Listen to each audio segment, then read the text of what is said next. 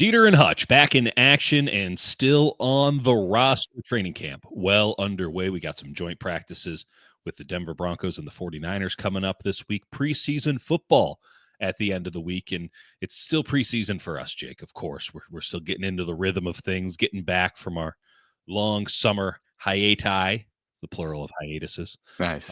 But experimenting with the form. Right. Yes, that is what we do here. And the 49ers kind of doing some experimenting as well. But first and foremost, man, how you doing? I'm great. It's talked to some You look coaches. great, buddy. You look Thank fantastic. You. What's going on? I appreciate that. Just got a new camera set up, so I no longer look like a ghoul. And we both agreed to wear our off red sweatshirts today. Do you have any blue baseball caps as well? We should just go. No, I can find one. We'll get to that later. I'll do a wardrobe change. Sorry, you were saying, Jake, that you were talking to some coaches. What stood out to you when you guys talked to coaches on Sunday? Yeah, it's tough because it's been only, I think, a month since we talked to them last. So you're trying to gauge how much of this stuff where they're blowing up the rookies and talking about how great they all are, and you're trying to parse through what's real and what's not. I did get an interesting quote from Johnny Holland, who said that D. Winters, this is linebacker coach Johnny Holland, right? Veteran Johnny Holland's a great dude. He's been through cancer, awesome dude. But he said D. Winters is a better one-on-one coverage linebacker than Fred Warner. Fred Warner being the unquestionable number one linebacker in football, has changed how linebackers play coverage, has redefined the position. Yes. Johnny Holland said that D. Winters is a better one-on-one coverage linebacker than Fred. And so I said, what do you mean? What do you really? Is that true? And he clarified to say essentially that yes, they're both great. They're two different guys. I think Fred is longer. He can play longer with tight ends. D is with the quicker guys, the running backs and stuff. D's better probably at that. And Fred is longer getting his hands on guys. So Fred is better with tight ends. D. Winters, he doubled down, better than Fred Warner at covering running backs. And I kind of get where he's coming from. D. Winters is a smaller guy, but we're talking about Fred Warner here. Okay, it's crazy. High praise. Let's give John. I'm going to go in on Johnny Holland, which I don't look forward to doing here, but it will happen in just a moment. Let's give him the benefit of the doubt on this. Fred Warner does do long coverage better than anybody, and when we're talking long coverage, we're talking north-south on the field. It's to the point where Steve Wilkes back in the day is like, let's just use him as our free safety. It's what he did in college at BYU.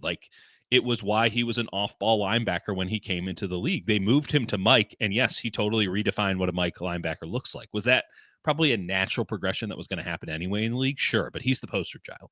So I get where he's coming from in that Fred Warner is better on straightforward, straight back coverage, relatively, than anybody else, and that his sideline to sideline, while exceptional, is not as good as that. And D. Winters is very good sideline to sideline, covering the flat, covering the hook, all these things, but is not going to have that same depth. So, sure, he's better at it, and that is what is asked of an off-ball, specifically a weak side linebacker, to handle those things. This is now the part where I go, what? What are you talking about? The guy who couldn't beat out Devondre Campbell for a job last year is somehow better in coverage than Fred Warner. When did that happen? Could have used that last year. Would have been a pretty useful thing to have on the field for the 2024 San Francisco 49ers. And this is when I just go, listen, I think Johnny Holland's great. I think he does a fantastic job coaching linebackers, which is his job. And he never has to talk to the media. And I kind of made a pact to myself after the last time he spoke that I wasn't really going to listen to what Johnny Holland said to the media, because Johnny Holland is a perpetual smoke blower. He's somebody who pumps up his guys, never really had the downside. I'm sure he had wonderful things to say about gentlemen who might have already been cut on this team as of a day ago. So, wow, that is a statement and a half, but I do think it signals something. I mean, D. Winters is not getting pushed for this weak side linebacker starting job by anybody.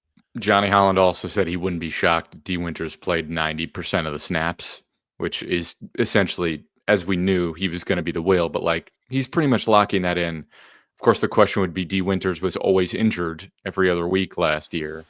Right. He's added strength theoretically, but is he gonna stay healthy? Is he gonna and you would ask that of especially Nick Martin, the guy they drafted to be in the mix too. Like, is he gonna stay healthy? And he doesn't have a long injury history, but he is a lighter, smaller guy. Well, he missed the entire 2024 season. So there's recent injury history. And yeah, he's what, 5'10, 5'11, 220 pounds. I mean, in the not so distant past, he'd be playing safety. He'd be playing free safety.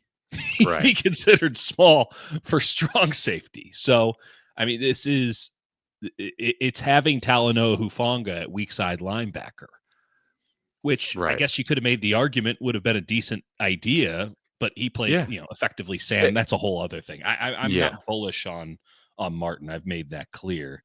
They're very bullish on Winters, and yeah, I mean, I there's plenty of reasons to like him, but can he tackle effectively? We'll have to find out in preseason or later. And can he stay healthy? And that's not something we're going to find out until it's too late. Yep. And with Martin, again, it's something where we'll have to see it in the same way. And when it's Yep. clean for him, like you see him flying around. The speed was not something that was ever in Right. question. He flies around, he is aggressive. It's a question of when there's some bigger guys attacking him at the second level, can he get off those guys effectively and will he be able to master the playbook both at Sam and Will simultaneously, which are Mm. you in your head it's not really that different. The assignments are different though. Like it is two different Totally. positions for a rookie. So we'll see how he navigates that. Robert Salo is optimistic, but it is different. I really question if Martin can play Sam because Sam is a position that requires a bit more size. And if you're going Right. to play a 4-3 under, you're setting the edge as a fifth lineman as a Sam linebacker, which is why I think Luke Gifford, who we all Yep. thought was just signed as a special teams guy, is probably going to slot into that spot. And as much as we kind of roll our eyes because the NFL is mostly a two linebacker league these days, like the 49ers do play a lot of base because they play a lot of teams that run their system. It might not matter against Arizona until James Conner runs over your face.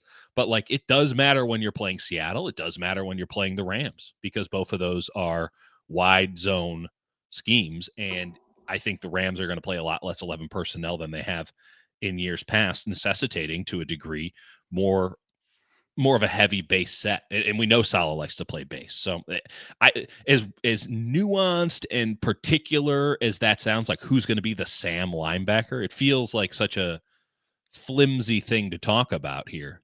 But like that's an important role. That's one of the only real questions on this team. I got to ask you about a place where there's a lot of questions though, which is the defensive line. And you and I were at practice on last Thursday, and we watched a lot of one-on-ones. It's not the most indicative, but it is somewhat telling. We got to be fair about that. CJ West is Yep. out here giving guys the business every rep, getting me chuckling like a schoolgirl on the sidelines. I mean, He had one we rep that was just outrageous. it's the best. It's so much fun to one, be vindicated in our love for CJ West, a collective love for CJ West, and two, to watch somebody at the NFL level just destroy his peers. It's fun to watch Trent Williams engulf any lineman or defensive lineman who comes his way, even Nick Bosa. It's fun to watch Nick Bosa kick some third stringers at. Like it's fun to watch that kind of Or the domination. first stringer. Or the first string. Yeah, I mean, Or the yeah, first string right tackle. for sure. And I will say this about Colton McKivitz. He got his licks in afterwards, and Colton McKivitz looks very good. I think Colton McKivitz is going to get paid a tremendous amount of money. It We'll see. is. I think people have a perception of Colton McKivitz from a few years ago and didn't really update it based on last year because it's not sexy to say that your cheap right tackle in a down season actually had a pretty good year. But that's what was the case. Like Colton McKivitz played pretty well. Was he like elite? No. But he was No, pretty good, and you didn't really have to worry about him. And you're basically paying him peanuts to play right tackle for you. And that's kind of what they're trying to find with Austin Pleasance behind him, who Chris right. Furster is extraordinarily excited about. And we've talked about before. I mean, he looked really good in mini camp and OTAs for whatever that's worth. And now that the pads are on, he's repeating it. And he probably even looks faster. I'll note this. We'll get back to defensive line. seeing Spencer Burford play left tackle, which is a pretty brilliant move by Forrester, not necessarily because he's the left tackle of the future, but because it will give him a lot of reps at tackle during camp because Trent doesn't practice because he's Yep. Trent Williams, first ballot Hall of Famer. And so they're just going to give him a lot of reps. Doesn't mean he's tied to left tackle. Doesn't mean he's not the swing tackle, but he's going to get the reps. Same with Pleasant's getting plenty of reps on the right. So in that, I saw Burford on a pull, right? Classic 49ers wide zone screen pull. My goodness, can that fellow move? It was a joy to watch him out in space. I see the vision. I see the He vision on Spencer Burford. he set up Isaac Arendo for like an 80-yard touchdown It was because it was delightful. Isaac Arendo basically, I think it was just a toss sweep, and Isaac Yeah. Arendo took it 80 yards because he got the one block from Spencer Burford, but Burford was hauling. He And was you 30 go, yards up the field. And you're like, yeah, he wow. was moving. By the way, with Isaac Guerendo behind him, Isaac Guerendo, who is one of the fastest players in the NFL, and Guerendo positively showed some patience. And now here's Burford moving. And I don't remember who the safety was. I'm going to guess it was Richie Grant, just loosely. Yeah. Sorry, Richie Grant, if I'm slandering you here, who's looked great in camp. But I'm going to guess it was Richie Grant, and Richie Grant stood no chance. That's the kind of stuff that I love watching. Let's swing it back to McKivitz real fast. He reminds me a lot of somebody else who did not have a good rap coming into his career and beat it out. Colton Miller, tackle for the Raiders. I thought Colton Miller was awful his first couple of years when the Raiders were still in Oakland. And maybe that was a personal thing, but like you watch him and you're like, this guy is awful. And it was fair to say that about McKivitz for a good stretch. That first year, it was a tough scene. Yeah. Last year, McKivitz can make the argument he was the most consistent lineman outside of Trent Williams, even more so than Pooney. Even though our friend Chris Forster said Jake Brendel had the best center performance of any center since they've been here, which is another mind-boggling quote. And again, I love Chris Forster. I still can't And quite he's a wrap straight my head shooter. around that. Yeah, that's the game might be rigged in that way. But I will yeah, say Brendel McKivitz was extremely McKivitz was good. reliable. He was healthy and solid, and like, did he allow a couple sacks? Sure, but like, he wasn't getting bullied around. He wasn't lost out there. He was doing his job, and he was pretty consistent at it. Well, I'll also note that Colton Miller just signed a 3-year, $66 million deal with the Raiders.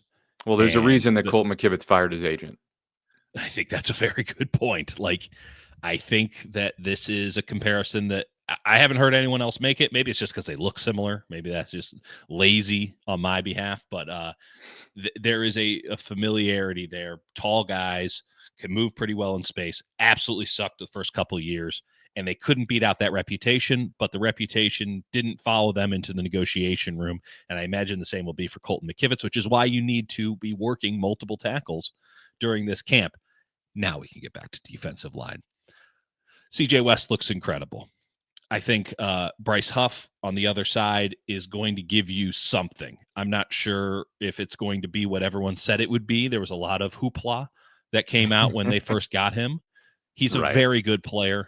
He provides an element that they didn't have. I think Sam Aquanu is a great depth option there. Michael Williams, if he can stay healthy, is the absolute truth. We'll see if he can stay healthy. Then we get to Alfred Collins. I don't want to go hard on Alfred Collins. It's August 4th. It is early. He didn't get any of the spring. He's coming off a foot injury, and they're asking him to do something that he's never done before. But I didn't see any pop when I laid eyes on him, and it sounds like that's par for the course at this training camp. Yeah, I think the overwhelming sentiment with Alfred Collins right now. I mean, literally, Salah said he's behind the 8 ball because of the injuries and all that stuff. He's when we talked to Forster, I mean, Kasurk last time, one of the biggest disappointments of yesterday was that Kasurk was not there. So we couldn't ask him about Alfred Collins, where you could see on the field, he's coaching everyone, and then Alfred Collins comes up, and it's a different type of coaching. It's like a much more detailed, much more, hey, this is what I need from you, and I need it right now. And he does that in every camp. He sort of picks a guy, but like you can tell Collins needs it. And that's not necessarily a knock because again, he's been injured and he's coming into a totally different system where at Texas he was two gapping and he's just asked to hold up in the run game. Now they're asking him to split and shoot gaps, which again, maybe it works out, but that's also you're taking a player who's good at one thing and you're sort of asking him to do a totally different thing, which takes a lot of projection and could be a courageous, bold choice that works out. We don't know. But for right now, he's a guy that can play in the run game and has no real clue what to do in the pass game, at least as the 49ers are asking of him. And I don't think that's going out on a limb. That seems to be the clear sentiment. And just when you watch, he's got a lot of work to do. And there's a lot of strength, but again, they want him to attack and then rip through at the top. And he doesn't really quite know how to do that. He doesn't have the hands for it. He has the hands to hold the gap. And you see that when he comes out of his initial burst, which is not exactly, DJ Jones firing off the line. I don't know what his broad and he gets low for a guy as long as and as big as he is. Well, and that's the one thing that I'll say for him here. There's a usefulness to what he can do currently. I know they want him to be something else, and he may or may not get there. And I'm not saying that this will justify the selection in the second round because that was a boomer bust play for them. You cannot teach his size. You cannot teach his strength. But if they want him to do what they're asking him to do, they might have to wait a while. In the meantime, the dude can deliver power from a very low set, even being 6'5". So when he comes out, he stays low and he doesn't lose any power by, trying to stand. Like he's got they coached him well at Texas to do that. He's capable of being a really solid run defender as it stands, but I'm curious on if that's something they'll bother using in the meantime. I think when you talk about last year, we talked about one of the biggest issues was their defensive tackles would either get upfield and be easily cleared out of the play, where their hyper aggression allows guards to just turn their hips and then say, all right, you can run 5 yards into the backfield and you're completely out of the play. Or when they're just actually trying to hold their gap, they'd be displaced by 5 yards in the other direction. And it's that displacement that creates gaps and lanes for running backs to cut back through and create explosives, which were a problem for the 49ers. Absolutely. I will say for Alfred Collins, he's got the size and weight and strength to avoid being displaced. That in year one will have significant value to the 49ers if that's all he can do. But if that's all he can do for his career, it's a whiff at that selection. Yeah. I haven't heard anything about Jordan Elliott, by the way, this entire camp. Not Isn't much. Interesting? Yeah. Meanwhile, he was their best run defender that Kyle Shanahan said last year, which I found confounding. Can't divide by 0. I mean, it's brutal. There is a lot to be figured out on the defensive line. I think you and I are both bullish, though, that there's enough to work with there. They might not have that top end talent outside of Bosa, but they can rotate. Like they'll be able to rotate. They're going to have to cut somebody who's useful. Yeah, and because we didn't have Chris Kosarek, I asked tight ends coach.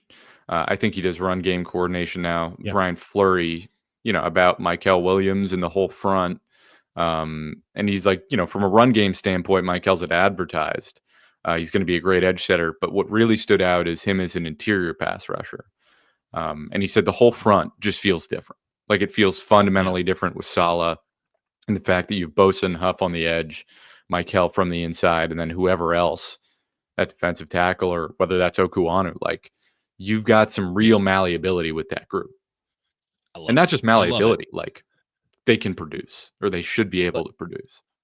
It's one of those positions, and there will be a couple of these on this team, that if it doesn't look good early, an impatient person, am gonna be like, we're gonna take a beat. We're gonna wait and see on this, because that's not, with all of that malleability, it doesn't feel like something that's going to be molded into a finished product before October at the earliest. And so not encouraging, right? A lot of people have talked, Jake, about, oh, the schedule is so easy, and it is. It might be the easiest schedule in the last 10 years in the NFL, but it's not a gimme. It's not like they're, playing Abilene Christian here. Like, there's still NFL teams on the schedule, and it's front loaded.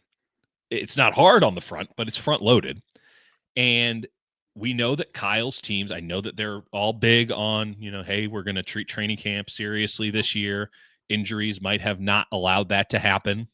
Funny how that works with an older team, at least at starting positions.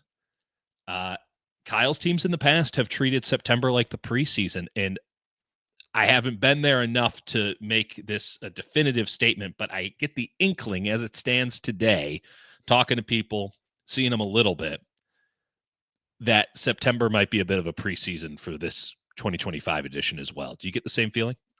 Yeah, I mean, I think the whole NFL, but September has just become a preseason for everybody. Mm. But yeah, this team especially, it's so many young guys. It's this weird mix of so many old guys and so many young guys, and a Yeah, handful of nothing in the like middle. veterans in between. But like Yeah. clearly one of the oldest rosters in the NFL, but also relying so much on these rookies to hit right away. And what's interesting is like, right, if they start off slow, like they can be fine in terms of making the playoffs, but they might be in real trouble with the division because they have, I think, 5 of their 6 division games pretty early on in the year by Yeah, like week 10 or they'll have something. played everybody by week 5. I mean, Yeah, they the have, Rams yeah, on and then Thursday the, Night Football the in week 5. Seahawks are the last game of the season, Right. first and last, which is still baffling to me. Listen, if it brings back the rivalry, I'm all for it. And you're going to get, those are probably the best times to play the Seahawks, right? Because I don't know if Seattle will have fully gelled. They got a lot of movement, right? They got a new quarterback. Mike McDonald is trying to take his defense that really started to pop late last year with that pass rush. They found some guys, they made some moves, the linebacker particularly, and it started to look good. And now they're adding in a whole new crop of young guys. It strikes me as, okay, they might have a higher floor this year, but their ceiling's even higher. Yep. That's not something that's going to show up in week 1. And by week 18, it might be there, but they also might be so injured that it doesn't matter. So for Yeah. either team, right? Like, you don't And know their what offense, anything is in week yeah. 18. And their offensive line has been a nightmare, and they're basically relying on Gray Zabel, a kid out of North Dakota State, to solve it, right? Well, And and I'm moonlighting as Grace Able, so that's week been a 1 really good. is you are moonlighting as Gray Zabel. Oh my god, that should be your if you go up to Seattle for Halloween, you should just It was to the point that when we saw my family on vacation over the summer, my wife showed a picture of Grace Able being introduced as a Seattle Seahawk, and my mother went, "What is this, AI with Dieter?" No, it was just Grace Able. We're like, "Ooh, South Dakotan. That's that's where we're tough. all from." They create a Yeah. singular. I It wouldn't be so yeah. tough if I was getting paid like Grace Able. I Man, mean, being a not Seahawk would bad. be rough. I did Not I bad. did meet a man at a wedding this year who's from, the DMV, who's a huge Washington Commanders fan who looks identical to Kirk Cousins, and Wow, that like, that had to identical, and hurt. I was like, "Do you ever get" and he's like, looked over at his girlfriend, he's like, "It happened again." Like, jarringly. Good guy, Do good you guy. think? Did you ask him? This is great content here. Did you ask him how it felt when Kirk Cousins left the now Washington Commanders? I Like a think win I for pro him or a loss? well, we were too busy. He was, telling me about the Hogettes. Are you familiar with the Hogettes? I am familiar with the Um, Hogettes. Yes. I was learning about that history where it was a bunch of middle-aged men who would dress up in pig costumes back in the Yeah. day, so Yeah. that occupied most of the conversation. The Hogettes is also a Sorry, name pig of costumes and dresses, to be clear. correct. It's also the name of a series of women I dated after college. It is. Listen, we go through phases. Okay, the Niners made some roster moves today, and this is the best segue I have, Awesome. and not uninteresting, right? Most of the roster No. moves that happen in training camp, especially around now, right? These early maneuverings, it's all like 80 to 90 on the roster. It doesn't matter. Today's roster moves mattered, There's a couple of names on here. Let's just call it out. These are the Larry Krueger All-Stars. I mean, this is everybody that Larry's been talking about on Niners Nightly and on the Krug Show. The Niners, Yep. let's start with who they cut, because that's more interesting. They cut Trey Yes. Avery. That's interesting. It's interesting that they cut Trey Avery. I thought Trey Avery looked okay and had a chance. Seems as if Dallas Flowers, a player of which I don't think anyone has 5 minutes of material on at this juncture, has won sort of the depth corner job. Darrell Luter and Dallas Flowers come on down. And Trey Brown. And Trey Brown, the other Trey. So we're down. We had 3 Treys at the beginning of OTAs. Trey Tomlinson's still around. He might not be there. They might be down to 1 Trey. That's right. They went from 3 to 1. So it is Uno Avery. I guess it would be Uno Brown is the only one left. No more Trey. Isaiah Nayer, who was getting rave reviews from people who don't understand football and had never watched Isaiah Nayer before. Because Isaiah Nayer, if you were to pick on a playground, would probably go first overall. You'd be like, oh, that guy looks like Megatron 2.0. Football's not his game. I hope he finds it. He might be a great volleyball player, water polo. I don't know. But football's not his game. And he was cut today. Tanner Mordecai was cut today, which is interesting. After they brought in Gus Bradley's son, Carter Bradley. Who, by the way, can kind of spin it, right? Like I watched he's Carter kind of fun to watch. And there was some real zap to it. It's an interesting choice to get rid of Tanner Mordecai today, given that Tanner Mordecai seemed like he would have had a pretty good opportunity in the preseason to make some noise, right? As a guy who you're going to play in the second half of preseason games, I would venture to say that the ability to run away from a pass rush is a pretty valuable skill to have in the second half of a preseason game when they're bringing me out of the stands to play left guard. And Tanner Mordecai has that. So we'll see if Gus Bradley's kid has any chance of standing up against that, and how much we're going to get of Mac Jones in the preseason. Feels like it's beneath him, but it isn't, because he's the second string quarterback. He'll play.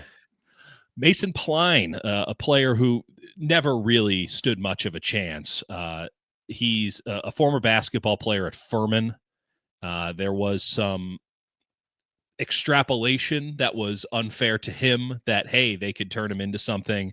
You watched him play. He was just it never people like, remember Antonio Gates? He played basketball too. Yes, I remember Hall of Famer Antonio Gates. Right. Antony Gonzalez. I will say, Dieter, you're burying the lead here. Maybe I am burying the lead. They cut Greg Joseph, the kicker, and that means that Jake Moody is the kicker for the San Francisco 49ers. And this is way earlier than I think anyone expected the kicking battle of 2025 to be formalized and decided. The funniest part about this is it comes like literally 2 days after everyone on the beat was like, the kicking competition is heating up. Jake Moody missed a wide left field goal, and I think Brant they Boyer said talked at the podium, and so everyone had to write the same sort of thing, which is And by the way, Brant Boyer, who's doing a wonderful job as the new special teams coordinator and has a lot of new interesting things that they're doing out there, answered 12 straight questions about the kicking competition and like one about punt returner, and then left. I asked about Brant Boyer because there's special teams, is coming up, and I asked Brian Fleury about him. I was like, he seems like he cares about special teams more than any human in recorded history. And he said, I think the impression you have is probably accurate. What an interesting way of saying yes. Yeah, he said, no, he went on more. He said he's fun to work with. He's gritty, all that. But yes. We've talked about this before, Jake. Like, I really enjoy watching their special teams drills because now, I've been covering the NFL for, has it been 15 years? Yeah. Not ideal for your boy, but I've never seen special teams practiced like that. In fact, I don't recall most special teams practice is this. They get off the jugs machine and they're like, we're going to do kickoffs. And then a bunch of guys line up and then they run down the field. And it's like, good job, good coverage, right? Like, we figured out kickoff. We're going to do punts, move the jugs machine up and have the punter stand back there so he can catch the ball, but not kick it, just catch it. Exactly. That's how you practice special. Oh, line up for the field goal block. Just lined up. That's all it is. Special teams, most special teams coaches practice lining up on the field. And by the way, half of them can't even get that right once the game comes.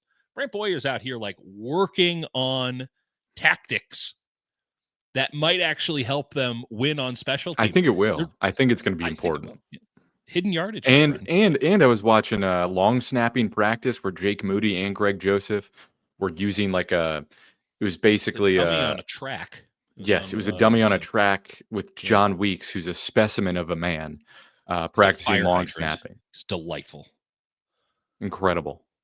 So they were like pushing the dummy at him. It was sliding towards him, and then he'd snap it, and then he'd back up. He had these like hop. It was great. Football's incredible. Are you surprised? I mean, I'm terribly surprised that they made the decision on kicker today. Like, it just feels, it To almost me, feels like it's tempting fate.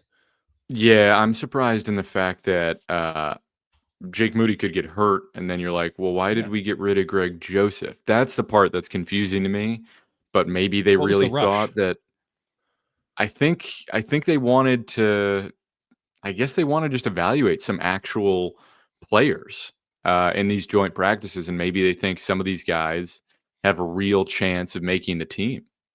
That's the only thing I could think of. But like cutting Tanner Mordecai and Greg Joseph, it's pretty interesting, especially before you're actually going to have real contact against another team. I can go galaxy brain here for a second. They might just think that they can keep him at the Hilton for a week or so and then bring him back Yeah. if these other guys don't work out, and that they just had a need at defensive line. They added Bradley Anai. You got anything on Bradley Anai? Yeah, I remember him. He's from Utah. He was not my favorite prospect, but he was pretty strong, if I remember. One of those like tweener guys, if I recall correctly. So he'll be a great 49er if that's true. Nobody loves tweeners more than the Niners. They're looking for a line of Draymond Greens. Bruce Hector, defensive No lineman idea. Bruce Hector. Neither do I. Jalen Mahoney, who has been cut and signed by the 49ers so many times, I'm starting to feel like it's a personal. Like he's the new it's like Dante Johnson. It's like an Impractical Jokers episode. They're just really messing with this guy. It's a long practical joke. No, come back. No, it'll be fine this time. It's like, dude, just go sign with another team. Like, get out of this toxic relationship. Fabian Moreau, I believe UCLA. Yeah, Fabian Moreau. that sounds right. Covered him in high school back in South Florida. He was a hell of a prospect. 3-star Cypress Bay High School. Fabian Moreau's a decent enough pro, been around for a long time. Depth corner, outside only. And then Isaiah Prince, who started, and I wouldn't lead the resume with this, but he was a starter for the Bengals offensive line that went to the Super Bowl and lost to the Rams.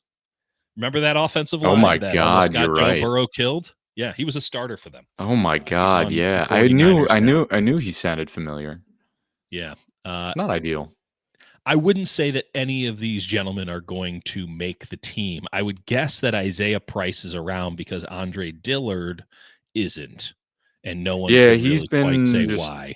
taking a long time to recover. I feel like it's going to be hard for him to make the team at this point.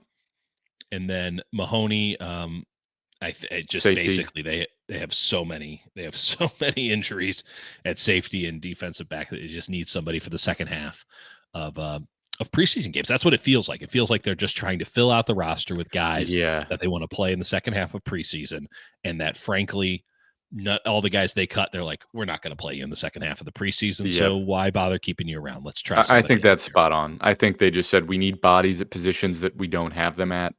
Yeah. Let's go get them. I mean, it is interesting. I mean, they've decided Fabian Moreau is better than Trey Avery, like that. And they are short at wide receiver, and they said goodbye to Isaiah Nair. So. Yeah, well, they did sign Robbie Chosen, who has been chosen correct. to show up for a week or so again. God, I can't believe he's still playing. Well, he kind of isn't. He is on a roster, but that doesn't mean he's playing football, and they are paying him for it. But that won't be the case come the end of the month. Though I do think he latched on what Tennessee at the end of last year. Yeah, I mean the 49ers had him on the roster at some point last year, I think. Oh boy, it got that bad. That was a redo of 2020. 2020, there was a lot of randos on the end of the roster.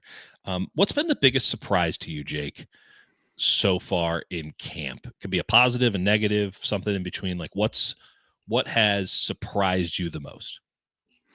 Yeah, I think that I'm not. I mean, maybe it's not a surprise because we've talked about it, but like, I'm not really worried about the offensive line. Hmm. I think it's going to be fine. I think Ben Barch is going to be a nice addition at left guard. He's going to be a sneaky upgrade over what Aaron Banks was at least last year. Okay. I still don't understand that contract that he got, and I know he's probably not going to get all of that money. But like he was Speaking bad last speaking year. of Colton McKivitz, right? Colton McKivitz is like, you mean Jalen Moore got how much money as my backup, and the Yeah, guy who was playing at left guard and was unquestionably the weak link got $77 million. Yeah, I'm going to get a new agent.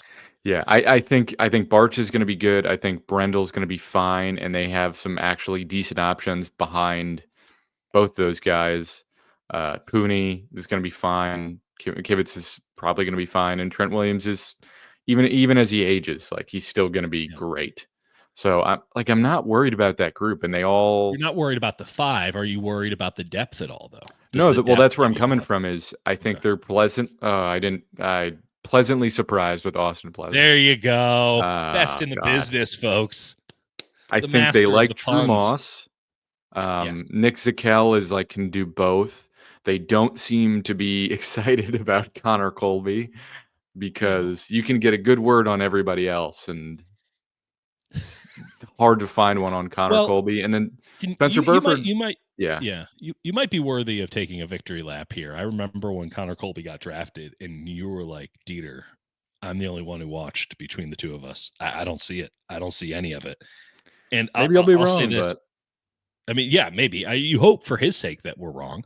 I didn't see it either after I watched it. And what I find laughable is the analysis of people being like, oh, well, he played in the system, which is kind of true. They played a lot of inside zone at Iowa, not a lot of outside zone. But, every NFL team is multiple these days. Uh, if he's from the system, so it'll be an easy translation. Why did he suck in that system at and Iowa? he was Like, a why was he top bad? 10 percentile athlete too, and he That's couldn't do it fine. Make then. that the argument. Make that the argument of like, oh, they couldn't teach him at Iowa. They have bad coaches. Like, but the argument was no, they have good coaches at Iowa. And it's like, then why is his tape dog blank? Like, why is it every time I watch him, he's flailing as somebody runs past him in a conference in the Big Ten that I'm not terribly bullish on overall with talent? Like, I'm kind of a Yeah, Big Ten hater. So yeah, tough he's scene. a tough Why do watch. they like Drew Moss? They Why like do they like Drew Drew Moss Moss? because he's strong and stout.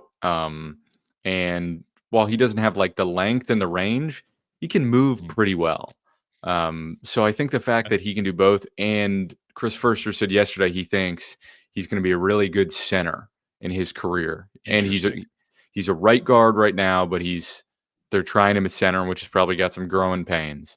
But Right. he did seem bullish on him and really was excited. But I think the biggest revelation of camp is CJ West because we've both been high on him, and he's He's awesome. really wreaking havoc. He's so much fun. One other guy I want to throw out there, would be remiss not to mention him. This is a rookie who's going to start. I don't think there's any competition for Upton Stout at Nickelback. No, And I see it. It didn't take much. The dude has violence in his heart, and it doesn't matter that he's an itty bitty feller. He has violence in his heart, and he was apparently, struck up a relationship with Kwan Williams. He was watching the teach tape. I mean, Robert Sala's trying oh to run yeah, back the 2019 49ers defense. I think Upton Stout is their Kwan Williams, and that I comes with a lot of was positives and a lot of negatives. I was talking to their new, I think he's DB's coach, Ray Brown, Ray who's Brown's great good. to talk to, and he said Stout's like going through like 2018 and basically he's looking at Jimmy Ward, and he's looking at Demo, and he's looking at Kwan Williams, and he's like Yeah. comparing himself to those guys, and he's like, I'm going to be better than all of them, and he's like insane in the meetings, and he's almost trying to What does learn that too mean? much.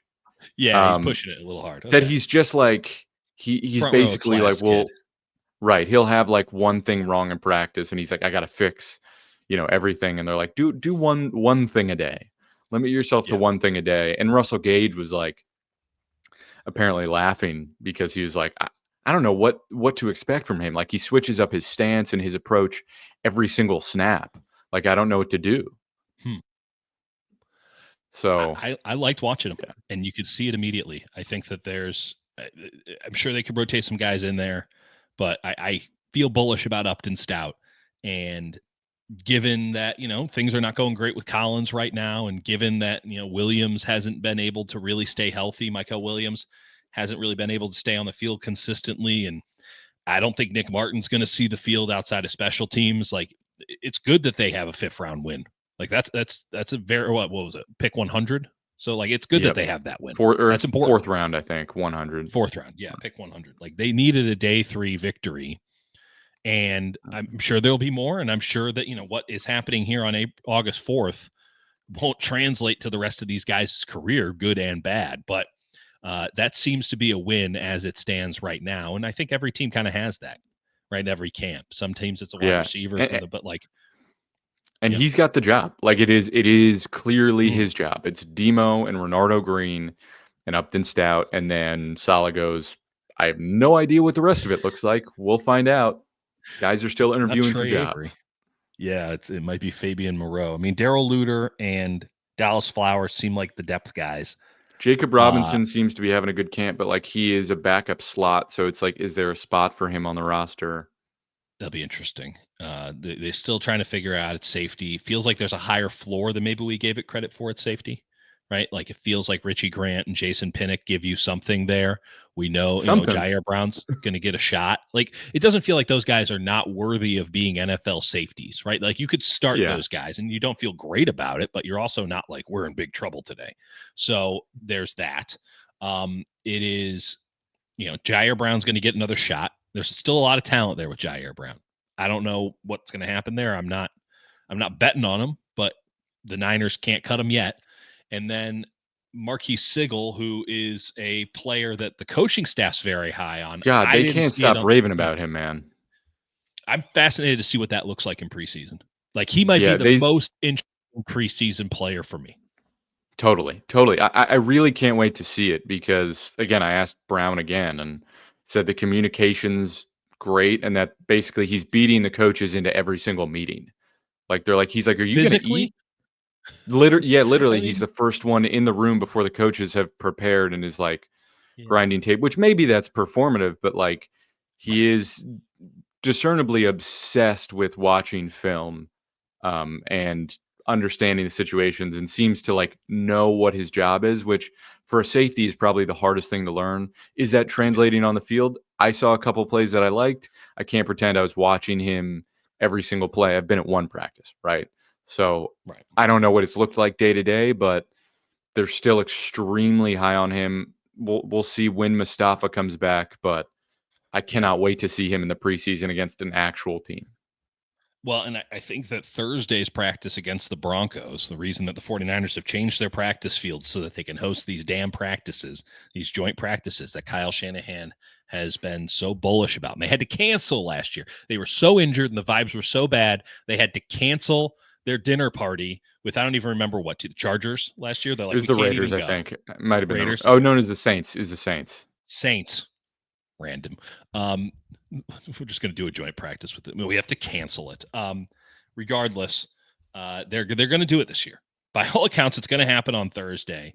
And as much as I want to see Marquise Sigel, as much as I want to see some of these rookies, as much as I want to find out what these guys are about, it'll be really interesting to see the 49ers offense against a Denver defense, which is unquestionably one of the best in the NFL and has coverage ability like few others have. This wide receiver room, Jake, is a big question mark. I'll tell you exactly what I want to be talking about on Friday. I want to be talking about Ricky Pearsall giving the Denver Broncos defense the business, because that would be very encouraging for an offensive preseason that hasn't had much encouragement outside of offensive line looks fine, Christian McCaffrey is healthy. Like, I need that. I need that one extra thing here, and I need that to be Ricky Pearsall. I'm with you. I think Pearsall needs to show up, and he looked good in the one practice we saw. They seem optimistic with him. Again, he's got to be healthy. He's just got to be out there, and I think the results will come. I do, before we get out of here and we're talking about the joint practices, have to mention probably one of the funnier, interesting quotes that I got from Johnny Holland yesterday, because I asked him, Dre Greenlaw, who had like a minor injury but seems like he'll be good to go. I was like, "Are you excited to see Dre?" And he goes, Mhm. "Yeah, but I'm not excited to see him practice against the offense." He goes, "Dre's one of my favorite players, and I just hope the best for him. And I hope he doesn't do anything to hurt our guys on offense," which is about right for Dre I Greenlaw. I'm going to go out on a limb here, Jake. Here's my take. I think that the 49ers inability, let's not call it them passing because they tried like their damnedest. I think their inability to re-sign Dre Greenlaw will end up being the biggest win from their offseason. What he commanded from Denver, I'm very happy for him. He certainly earned it in the past. I doubt that he comes close to ever validating the contract the Broncos gave him. I get why they Yeah, gave him the contract, but yeah. I think just from a health standpoint, it's hard to be bullish. I mean, it's hard to find. Like we love Dre, like he's an Unbelievable dude, unbelievable incredible, player. incredible, outstanding player, and if he's healthy, like he'll be worth what they paid him. But to believe that the way he plays and what he's been through already physically, that he's going to hold up over the length of that contract, Yeah, it's. I hope he does. I hope he me does. too. I'm just not confident that's the case. They paid him for 17 games plus. That's the kind of contract where it's like Yeah. you need every game. There's some contracts where you're like, yeah. Like George Kittle's contract, I know it's top of the market for tight ends, but George Kittle's so important to this team that if he played 14 games a year, you're like, yeah, that's good And tight value for ends the are Niners. basically free. Like that those contracts are still so low in the grand scheme of things. Who Yeah. cares if you're paying top of market? You If haven't this been team able had to an replace elite him. if this team had an elite safety and they were paying him, like if they had Derwin James, it'd be like Derwin James can play half a year because of the way that safeties are paid. Uh, that is a full 17 game contract that Dre Greenlaw got, and I have very serious doubts on if he'll be able to play 17 games at Dre Greenlaw level at any point for the remainder of his career, and very much hope that I'm wrong. And I hope we can have you back, man. You're the best. Love you, Jake. Appreciate you.